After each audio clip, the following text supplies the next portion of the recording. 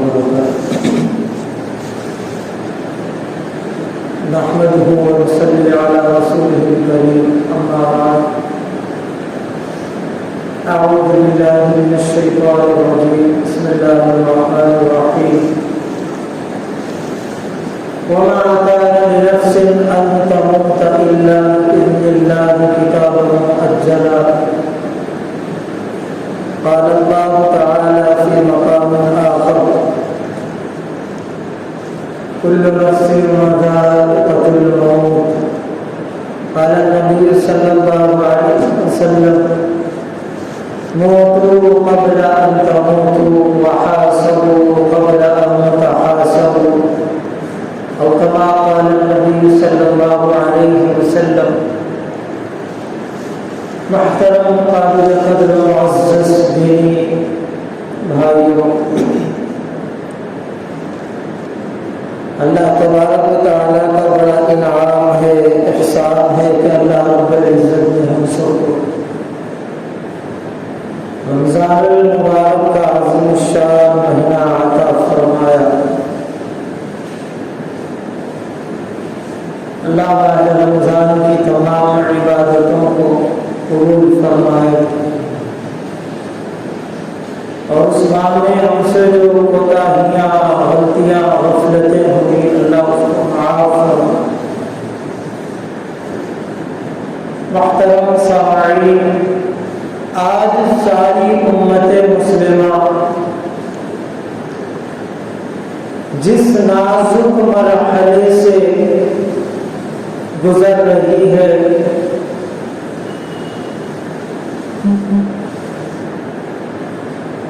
اور بعض ممالک میں امت مسلمہ بڑے مسائل و آلام سے، الفتوں سے گزر رہی ہے،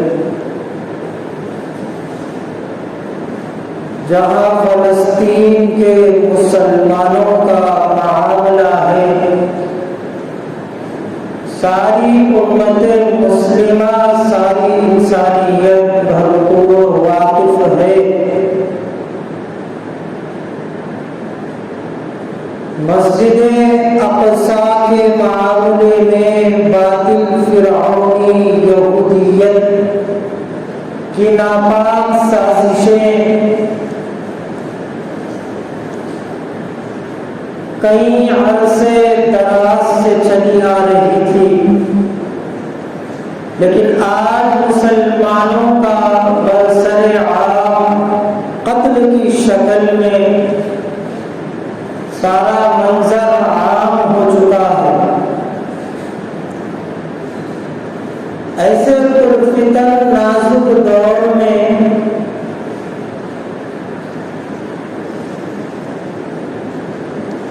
مسلمانوں کے لیے سب سے بڑا نازک اور اہم ترین جو مسئلہ ہے وہ ایمان کا مسئلہ ہے۔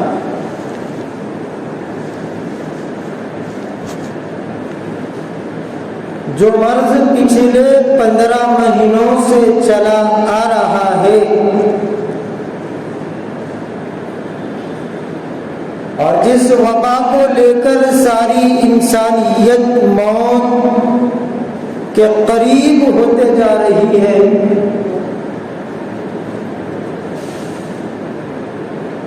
ترمذی شریف کی روایت ہے، رسول اللہ صلی اللہ علیہ وسلم مسجد نبوی کے منبر پر بیٹھے ہوئے ہیں، آپ کی مجلس میں تمام صحابہ کرام موجود ہیں۔ جس وبا کو لے کر موجودہ صورتحال کو نظر میں رکھتے ہوئے اس کے علاج کی درستگی کے لیے سارے حکماء، اطباء اور سارے ڈاکٹرز پریشان ہیں۔ یہ وہ مرض ہے جس کا تذکرہ نبی رحمت صلی اللہ علیہ وسلم نے 1400 سال قبل صحابہ سے آپ نے اس کا ذکر فرما دیا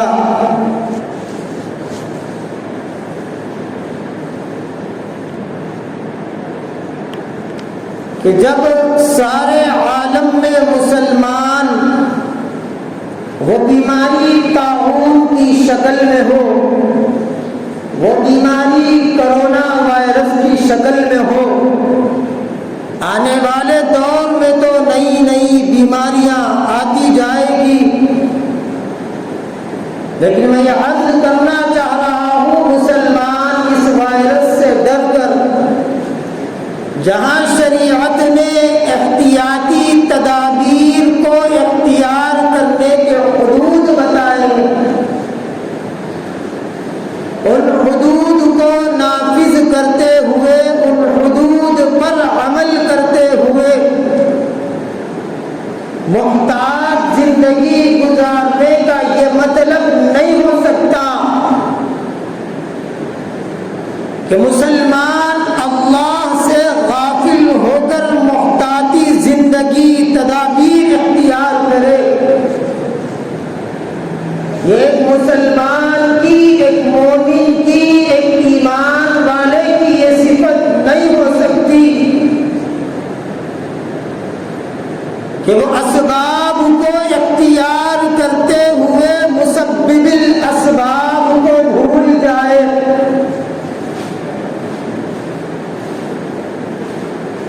وہ دنیا کے تمام مرض کو لے کر، وبا کو لے کر ڈرتا ہوا، زندگی کے ڈگمگاتے ہوئے، قدم رکھتے ہوئے اللہ سے غافل ہو جائے، اللہ کے دین سے غافل ہو جائے، اللہ کے احکامات سے غافل ہو جائے، پیارے حبیب کے بتائے ہوئے طریقوں تعلیمات کو پسے پشت ڈال کر دنیا کی بیماریوں، دنیا کے مرض، دنیا کے بلا، دنیا کے آفات، دنیا کی مصیبتیں، دنیا کی کلفتیں، اپنے آپ کو ان تمام وباؤں سے بچانے کے لیے وہ ظاہری اعتبار سے دنیا کی تدابیر تو اختیار کرتا ہے، لیکن اس کی زندگی ایمان والی نہ ہو، اس کی زندگی رسول اللہ کے طریقے کے موافق نہ ہو، اس کی زندگی میں نماز روزے کی پابندی نہ ہو، اس کا گھر کا ماحول دینی پاکیزہ نہ ہو، جو اپنے بیوی بچوں کے ایمان کی فکر نہ کرتا ہو، تو پھر اللہ نے تقدیر میں قلم کے ذریعے سے وقت میعاد پر موت کا وقت لکھ دیا ہے، تو موت کو آنی ہی ہے۔ موت کے مقررہ وقت پر تم کو اس دنیا سے جانا ہی ہے۔ آدمی زندگی میں آنے والے تمام مصائب سے اپنے آپ کو بچا سکتا ہے، اپنے اوپر آنے والی مصیبتوں کے پہاڑ کو روک سکتا ہے، اپنے بیوی بچوں پر آنے والی مصیبتوں کو اسباب کے ذریعے اختیار کرتے ہوئے روک سکتا ہے، لیکن خدا کی قسم موت سے کوئی نہیں بچ سکتا۔ موت ہر ایک کو آنی ہے، دنیا سے ہر ایک کو جانا ہے۔ خوش نصیب ہے وہ لوگ جو اس وبا میں مرے ایمان کی حالت میں۔ لوگوں کے دلوں میں اور ذہن و دماغ میں یہ غفلت والا دھوکہ بیٹھا ہوا ہے کہ اس وبا میں مرنے والا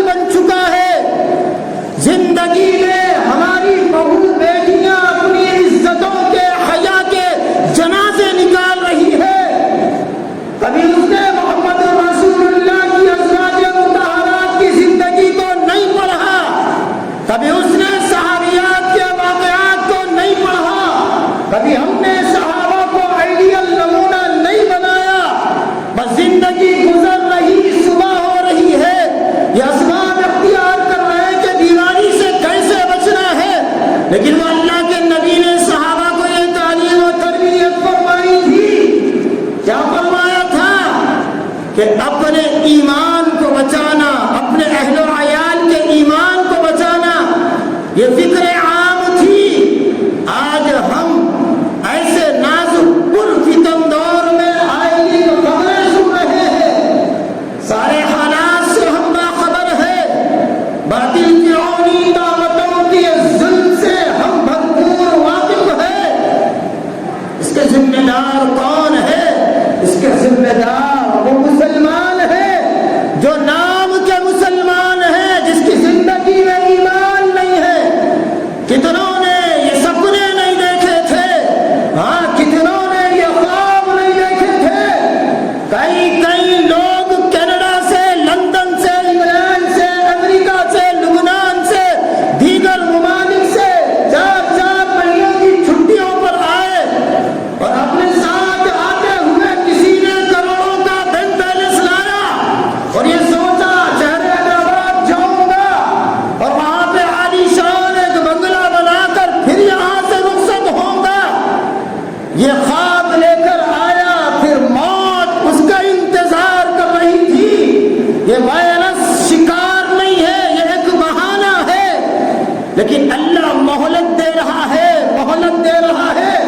ہم قرآن کو نہیں پڑھتے. وما کان لنفس ان تموت، پارے 4 کی آیت ہے کہ کسی کو موت اس وقت تک نہیں آ سکتی الا باذن اللہ، جب تک اللہ کی اجازت نہ ہو. ایسے بیماریاں، ایسے وبائی کی شکل میں اللہ رب العزت سارے مسلمانوں کے لیے ایک عبرت بنایا ہے. مسلمانوں اب تک بیدار نہیں تھے، اب بیدار ہو جاؤ. اب تک غفلت کی زندگی گزار رہے تھے، اللہ کو راضی کر لو. یہ اللہ کو راضی کرنے کا مرحلہ ہے، یہ انابت اللہ، رجوع اللہ کا معاملہ ہے. اپنے گھروں کا میرے بھائیوں جائزہ لیجئے. کتنوں نے خواب دیکھے تھے اس دنیا سے رخصت ہو گئے. ایسے لوگ تھے جنہوں نے کبھی یہ سوچا تھا اب میری زندگی کی عمر کا 55واں حصہ گزر رہا ہے، میری زندگی کے 50 سال گزر رہے ہیں. سر کے بالوں سے لے کر پاؤں کے ناخن تک یہودیوں کا اور عیسائیوں کا طریقہ زندگی میں اختیار کیے ہوئے تھے. یہ سوچا آخری مرحلے میں بس میں کونا پکڑوں اور اللہ اللہ کرتا بیٹھ جاؤں، لیکن موت نے اس کو موقع نہ دیا. اس لیے کہ موت سے کوئی نہیں بچ سکتا. موت ایک ایسی چیز ہے، اللہ کے نبی نے صحابہ سے مخاطب کر کے فرمایا آپ کی پیشانی پر غصہ طاری تھا، آپ کی آنکھ سرخ ہو گئی تھی. فرمایا میں نے قبر سے بھیانک منظر کسی کا نہیں دیکھا. ارے جس کی موت ایمان والی نہ ہو، سر کے بالوں سے لے کر پاؤں کے ناخن تک نبی کی اداؤں کو چھوڑ کر نبی کے دشمنوں کے طرز کو اور ان کے طریقوں کو تم نے اختیار کر لیا تھا. تمہارے چہروں پر نبی والا چہرہ نہیں تھا. یہ سوچے تھے ابھی عمر گزر جائے، آخری بڑھاپے میں داڑھی رکھ لوں گا، قبر میں مدفون ہو گئے. کیا جواب دیں گے جب محمد رسول اللہ کا سامنا ہوگا؟ کیا منہ دکھائیں گے جب یہ نبی کہہ دے جبرائیل یہ میرا امتی نہیں ہو سکتا؟ میرے امتی کی پہچان تو یہ ہے کہ وہ نماز والا ہو، وہ روزہ والا ہو، اس کے چہرے پہ میری سنت ہو. میرے نبی نے چہرہ رکھا تھا، تمام صحابہ کے چہروں پہ داڑھی تھی. کتنوں نے یہ خواب دیکھے تھے اور اس غفلت میں اس دنیا سے رخصت ہو. میرے بھائیوں آخرت کی فکر کرو، ایمان والی زندگی بسر کرو، دوسروں کی فکر کرنا چھوڑ دو. ہر وقت اپنے ایمان کی فکر کرو. عجیب لوگ ہیں، عجیب مسلمان ہیں.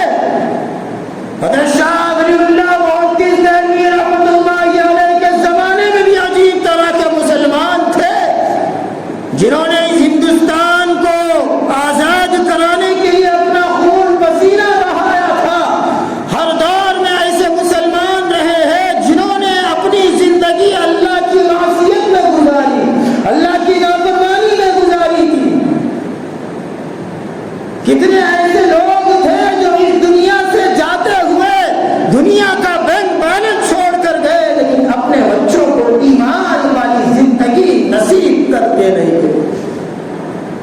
کتنے ایسے لوگ تھے اپنے بیوی بچوں کے لیے ہر طرح کی دوڑ دھوپ محنتیں کاوشیں کی ہے، اپنی زندگی اپنے بیوی بچوں کی خوشحالی میں کھپا دی ہے، غافل رہا، قبر والی زندگی سے غافل رہا۔ یہ کیسا مسلمان ہو سکتا ہے؟ میرے بھائیوں، امام مہدی آ چکے ہیں، عن قریب ظہور ہوگا، یہ قیامت کی نشانی ہے، قیامت بالکل قریب ہے، یہ اللہ سے رجوع ہونے کا وقت ہے۔ آج حکومت کی جانب سے صبح 6 بجے سے لے کر 10 بجے تک یہ اطلاع دی گئی کہ بازار کھلا رہے گا، دکانیں کھلی رہے گی۔ ہجوم دیکھیے کتنے ایسے منحوس خبیث لوگ ہیں، فجر جس کو پڑھنا نصیب نہیں ہوا 5 بجے سے بازاروں پر گھوم رہے ہیں۔ یہ مسلمان ہے تو اللہ کی مدد آئے گی، ضرور آئے گی، یہ مسلمان کے ہونہار صفات ہے، اللہ کی مدد آئے گی۔ فجروں میں مسجدوں کی صفیں خالی ہیں، ارے جہاں پر اللہ کے گھر مصلیوں سے ویران ہو وہاں اللہ کی نصرت کیسے آئے گی؟ جس گھر میں باپ اور ماں بستر پر سو رہے ہیں اور فجر کا وقت ہو گیا، نیند بیدار نہیں ہوئی، اس گھر میں اللہ کی رحمتیں آئے گی یا پھر بیماریاں وبائیں ساتھ لے کر آئے گی؟ ارے اس گھر پہ تو فرشتوں کی لعنت ہے، اس گھر پہ اللہ اس کے رسول کی لعنت ہے، جس گھر میں قرآن کی تلاوت نہ ہو وہ گھر منحوس ہے، یہ حدیث کے الفاظ ہے۔ اور آج ہمارے گھروں کی کیفیت، آج ہمارے گھروں کا حال میرے بھائیوں، کہاں سے ہماری دعاؤں میں تاثیر ہوگی، کہاں سے ہماری دعاؤں میں جان ہوگی؟ اللہ ہم سے ناراض ہے اور ہم غفلت کی زندگی گزار رہے ہیں۔ میرے بھائیوں، یہ اللہ کو منانے کا وقت ہے۔ یہ دعویٰ کرنے والے کہ میں اپنے نبی سے سچی محبت کرتا ہوں، اور ربیع الاول کے آنے پر یتیموں کو، مسکینوں کو، بیواؤں کو، ضعیفوں کو کھانا کھلانے والے، ماہ رمضان کی نسبت سے بھوکوں کو، روزے داروں کو افطار کا اہتمام کروانے والے، ان سے پوچھا گیا کہ تم نے یہ افطار کا اہتمام کیوں کرایا؟ ان سے یہ پوچھا گیا کہ تم نے یتیموں کو، ضعیفوں کو، مسکینوں کو کھانا کیوں کھلایا؟ ان سے یہ پوچھا گیا کہ ماہ رمضان میں صدقات زکات کا اہتمام کرتے ہو؟ ان سے پوچھا گیا یہ کیوں کرتے ہو؟ یہ جواب ملا، ہمارے نبی نے یہ فرمایا ہے کہ غریبوں کی مدد کرنا یہ بہت بڑی فضیلت والی، اجر و ثواب والی بات ہے، کسی کا ہمدردی کے ساتھ معاملہ کرنا یہ بڑے اجر و ثواب کی بات ہے۔ وہاں پر نبی کی اداؤں کا، نبی کی ہر ایک ایک سنت کا اپنی زندگی میں کتنا باثر حال ہے۔ یہ نبی کا امتی نہیں ہو سکتا، یہ اللہ کا محبوب نہیں ہو سکتا، یہ اللہ کے رسول کا عاشق نہیں ہو سکتا جو یہ دعویٰ کر رہا ہے کہ میں نبی سے محبت رکھنے والا ہوں، اور پھر اسی نبی کی سنت کو، داڑھی کو، کٹنگ کی دکان پر جا کر نبی کی سنتوں کا قتل کرنے والے ان مسلمانوں کے ساتھ اللہ کی مدد کہاں سے آئے گی؟ میرے بھائیوں، کہاں سے آئے گی؟ آج مسلمان کثیر تعداد میں ہے، پھر بھی نصر من اللہ و فتح قریب کیوں نہیں ہے؟ وہ صحابہ 313 مٹھی بھر تھے، کیوں نصر من اللہ و فتح قریب کا معاملہ تھا؟ سوچو، ٹھنڈے دل سے گھر جا کر آئینے میں کھڑے ہو جاؤ، کھڑے ہو کر اپنے آپ کو دیکھو، تم نے نبی کی سنتوں کا کتنی بار قتل کیا ہے؟ معافی مانگو، اللہ معاف کر دے گا، اور اپنی زندگی کو رسول اللہ کے طریقے کے موافق بنا لو۔ جس باپ نے اپنی زندگی دنیا پرستی میں گزاری، بے نمازی ہو کر گزاری، بے دین ہو کر گزاری، دنیا سے رخصت ہو گیا، اس کی اولاد اس دنیا کے اندر اللہ کی نافرمانیوں میں، اللہ کے ساتھ بغاوت کرنے میں، سرکشی کرنے میں زندگی گزار رہی ہے۔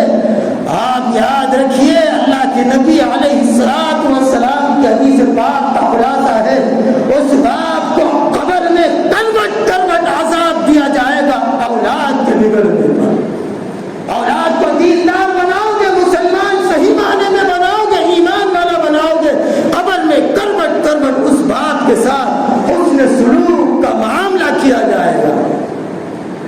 تو ترمذی شریف کی حدیث پاک کا خلاصہ ہے، نبی علیہ الصلوۃ والسلام منبر پر بیٹھے ہوئے ہیں، آپ کا چہرہ غصہ طاری ہے، آنکھ سرخ ہے، ابو بکر بیٹھے ہوئے، عمر فاروق بیٹھے ہوئے، عثمان غنی بیٹھے ہوئے، حضرت علی بیٹھے ہوئے، بلال حبشی بیٹھے ہوئے، مصعب بن عمر بیٹھے ہوئے، عبد الرحمن بن عوف بیٹھے ہوئے، خالد بن ولید بیٹھے ہوئے، ابی بن کعب بیٹھے ہوئے، دیگر صحابہ بیٹھے ہوئے ہیں۔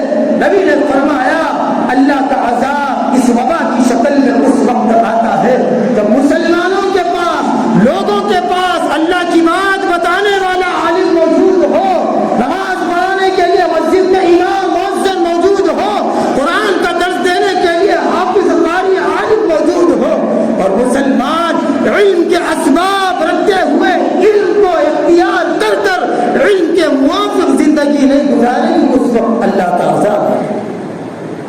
تو وائرس کی شکل میں جو عذاب ہم پر مسلط ہے یہ اللہ کی طرف سے ہے۔ یہ عذاب ٹل جائے تو اس کا مطلب یہ نہیں ہے کہ اس وائرس میں، کرونا میں جتنے لوگ مر گئے، جتنوں نے اپنی جان بچا لی وہ کامیاب ہو گئے، ایسا نہیں ہے، ایسا نہیں ہے۔ 2021 میں تمہیں موت نہ آئی تو 2022 میں وقت لکھا ہوا ہے تو موت آئے گی، لیکن ایمان والی موت۔ کتنوں نے اپنے عزیز و اقارب کو، کتنوں نے اپنے حقیقی سگے بھائیوں کو قبر کے اندر اتارا، بتائیے کتنوں نے ان کے جانے کے بعد کتنے بار ان کے لیے قرآن پڑھا، کتنے بار ان کی قبرستان جا کر ان کا دیدار، ان کے قبر پر فاتحہ پڑھنے کی توفیق ہوئی۔ یہ زندگی ایسی ہی اللہ نے بنائی ہے، آدمی اس دنیا سے چلا جائے کوئی پوچھنے والا نہیں ہوگا۔ میرے بھائیوں، آج ان کا وقت تھا، کل ہمارا وقت ہے۔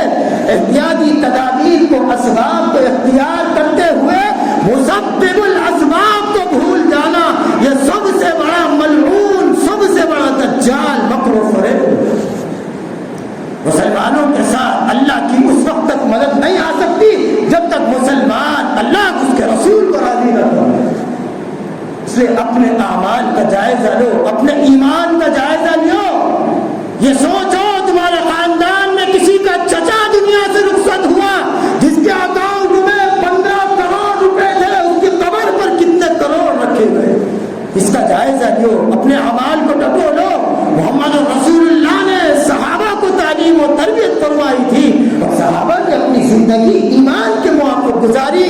سوچو، مراقبہ کرو، روزانہ بستر پر جانے سے پہلے اپنی بیوی سے مسکرا کر ملتے ہوئے اس بات کا جائزہ لے، کل قبر میں تیری بیوی تیرے ساتھ آنے والی نہیں ہے، کل تیرا باپ تیری قبر پر آنے والا نہیں ہے۔ یہ سوچو، آج رات کو سو گئے، آنکھ کھلے گی قبر میں، کیا منظر ہوگا؟ چیخو گے، پکارو گے، چلاؤ گے، کوئی آنے والا نہیں ہے۔ اگر کوئی مجھے گلا پکڑ کر مجھ پر مار پیٹ کر رہا ہے، میں مدینہ مسجد کے مصلیوں کو آواز دے دوں، عمر بھائی آ جاؤ، میری محبت میں بھاگ کر آ جائیں گے بچانے کے لیے، میں بچ جاؤں گا۔ قبر پر مجھے عذاب دیا جائے گا، وہ چیخ پکار کو کوئی سننے والا نہیں ہے۔ یہ ہے قبر جس سے رسول اللہ بھی ڈرتے تھے، اور آج کا اس نبی کا امتی آخرت والی زندگی سے غافل ہو کر ایسی زندگی گزار رہا ہے۔ فرعون کا طرز عمل، ابو لہب کا طرز عمل، ولید بن مغیرہ جیسے حرام خوروں کا طرز عمل ہماری زندگی میں، جن کی صبح غیر اللہ کو پوجنے میں گزرتی تھی، جن کا بھروسہ اللہ کے علاوہ غیر اللہ پر تھا، آج ہماری زندگیاں ایسی ہو گئی۔ یہ سوچ لیا گیا الحمدللہ کروڑوں روپے ہے، اگر سانس لینے میں دقت ہو گئی 50,000 میں سلنڈر مل جائے گا تو میں فون کر کر بلا لوں گا۔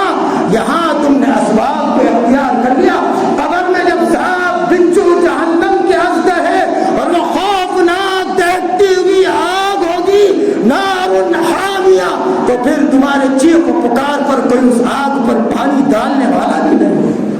اپنے اعمال کو ٹٹولو میرے بھائیوں، اپنے ایمان کا انفرادی طور پر جائزہ لو۔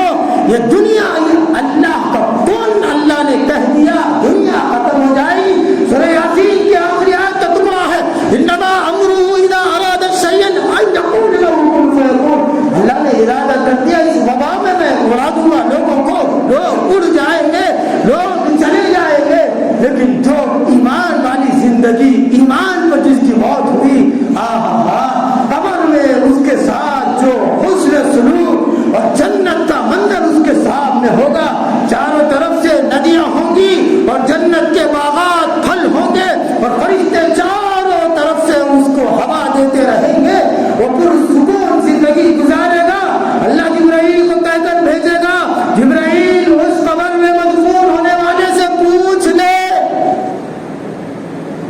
کیا میں تجھے قبر سے نکال دوں دنیا کی زندگی دے دوں؟ وہ ایمان والا کہتا ہے اللہ میں یہی اچھا ہوں، وہ مزے لیتا رہے گا۔ تو آج ہم دنیا کی عیش و عشرت کی جو زندگی گزار رہے ہیں میرے بھائیوں، اپنی اپنی آخرت کی فکر کر لو، اپنی اپنی آخرت کی فکر کر لو۔ آج کے دور میں سب سے بڑا عقل مند، سب سے بڑا دانش مند روپیہ پیسہ کمانے والا نہیں ہے۔ آج سب سے بڑا دانش مند، سب سے بڑا عقل مند وہ ہے جو اپنی زندگی ایمان والی بنا کر دنیا سے رخصت ہو جائے۔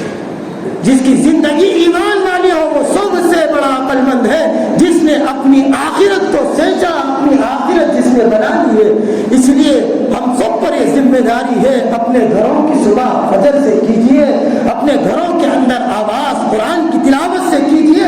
ایسا نہ ہو کہ گھر میں تم فلم نہیں دیکھ رہے ہو، اردو الغازی کے سیریل دیکھ رہے ہو، ہاں اسرافیل یا اسرائیل آ کر تمہاری روح سوئی چبا کر قبض کر لے، اردو الغازی کی طرف نگاہ ہوتے ہوئے تمہاری موت اور آنکھ بند ہو جائے، کیا منظر ہوگا قبر میں؟